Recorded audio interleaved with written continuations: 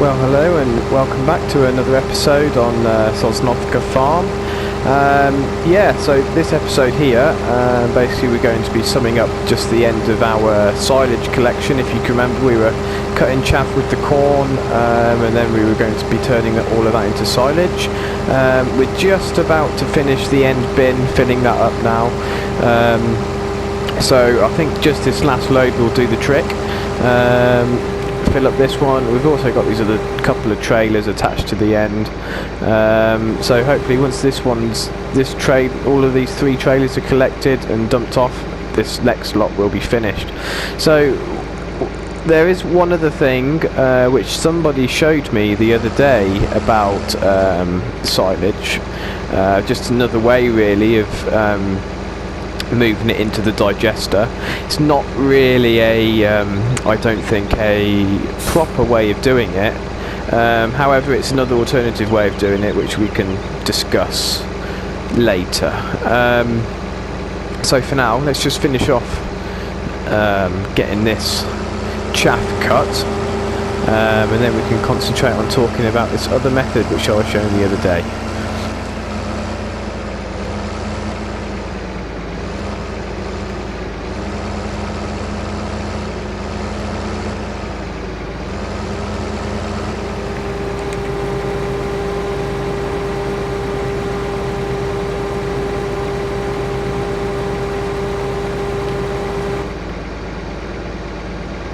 I am currently still actually seeding these fields with corn again, mainly because I don't have any corn in stock. If we look here, I don't have any corn there in stock, so what I want to do is continue to just keep planting corn, and then I can harvest it, which will then obviously give me another line of storage, and I can sell on another great demand.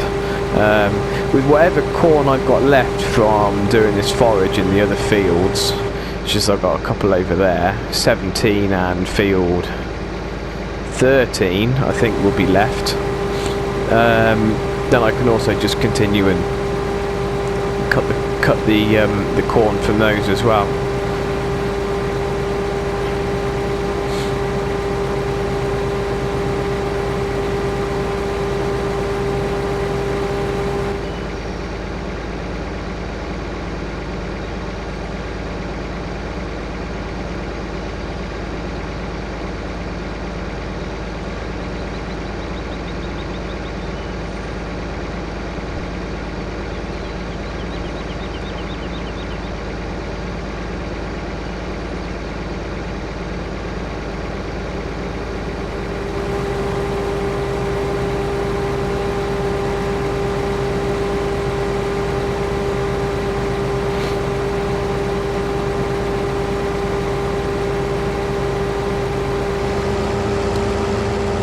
I say I've done quite a bit of this now. It'll be quite good to be doing something a little bit different. However, I suppose the good thing, which is the reason why I wanted to do it in the first place, was to get all of my bins in the BGA filled up with the chaff and silage, just to give me that steady income really. Whenever you need a bit of money, it's certainly there for the takings then. See there, I've already got 3 bins which have already been fermented. Got 1 still fermenting, and 1 on the far left hand corner there. That's the bin which we're actually filling up right now. So yeah, we're nearly all done with this really. Be good for a nice change. I can't remember on the last video whether I actually spoke about it, but I bought this case tractor here. Just go over some details about it. I think actually it's the most powerful one in the game. It's not the fastest, that's it there. The Quad Track 620, maintenance $600 a day, 692 horsepower. Really great for a pulling tractor there. It'll pull pretty much everything. And it's got the tractor treads there, so it's called Caterpillar tread, so it's got plenty of grip and traction. I mean, really good machine. But it's just not the fastest. That is actually one good thing with all of those JCB machines that came out with the JCB package. All of the tractors there, they're just lightning. They're so fast. It's really makes things good. Although what I do find is when you've got a trailer with a good load on and you're belting down the roads at pretty 40 plus, it gets quite light. Skips across the road, so you just sometimes need to be a bit careful there. But it's easy to lose control in those tractors sometimes if you're not quite paying attention and pushing the limits of it a little bit. But it's all good fun.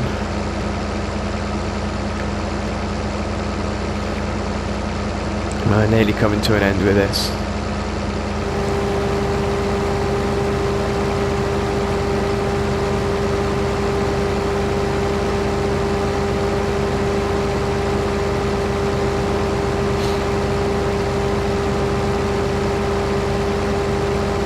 One thing which I have recently been toying with, a new idea, something that I might do.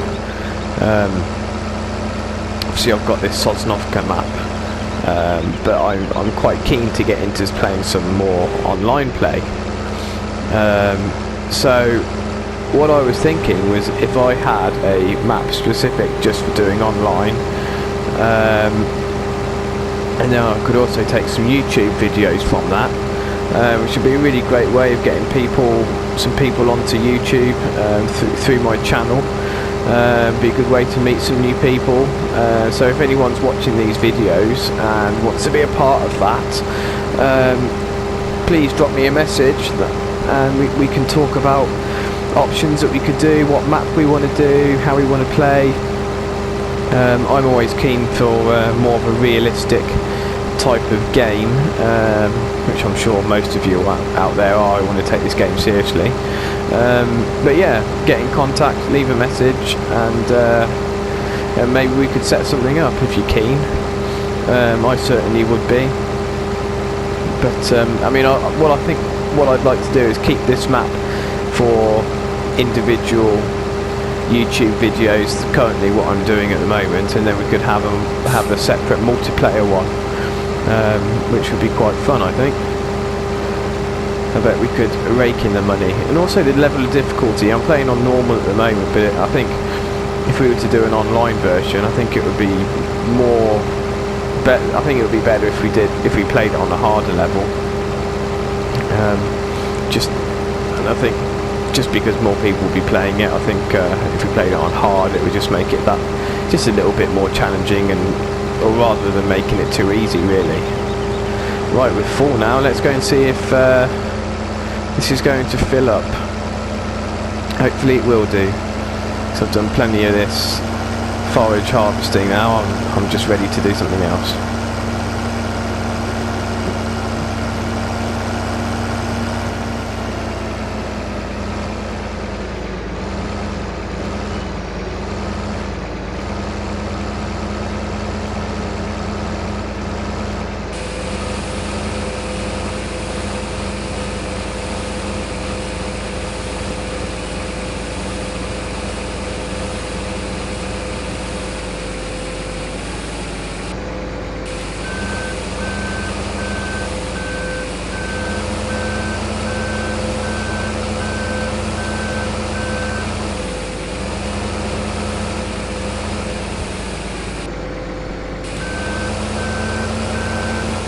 Try and get it nice and even, best even as I can. Not always the easiest thing, especially when you've got 3 trailers trying to keep it straight. There we go. Yes, and we're just at 100% as well, so that's super. So let's just get this nicely compacted.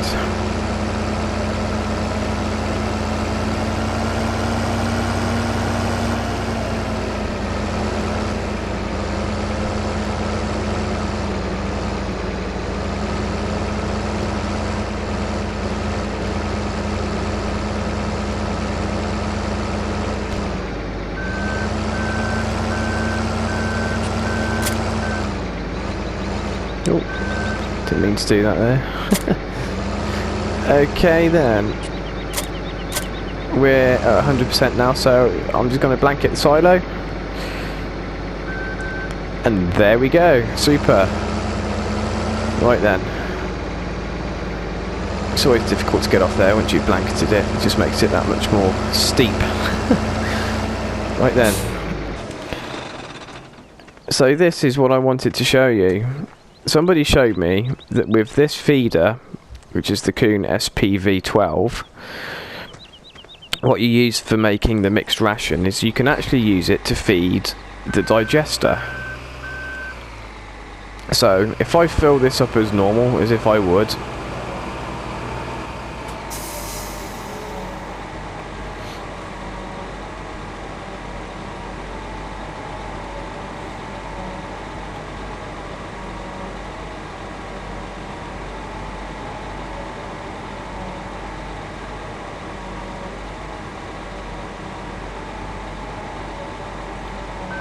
right, 100%.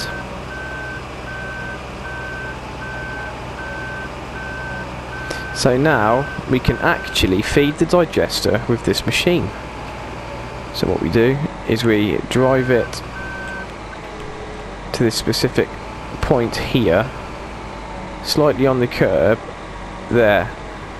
Now, if I get out, what you actually pour it on is this here, which looks like a compressor for the digester. I'm sure this is just a glitch in the game. It's not something which I would normally do. I think I actually do prefer to do it with the JCB digger there. However, if you're not very good with one of those machines, this really does make it a lot easier for those people who want to do it. I was quite astonished when I saw that this was a possibility of doing. But yep, there we go, it actually works. I don't think I'll actually be doing it, but for those of you out there who want to do it and just makes that life that little bit more easy, then go for it. I think it's quite a funny little glitch in the game. Well, I'm assuming that it's a glitch because this just doesn't seem quite normal to me, but you know, it works. So yeah, once you're full, just move it back. And then back here. The other benefit really of doing it is that if you're using this machine, it holds 12,000 litres and the bucket over there holds 6,400. So if you're not fast on that, I guess it is going to be quicker to do it this way.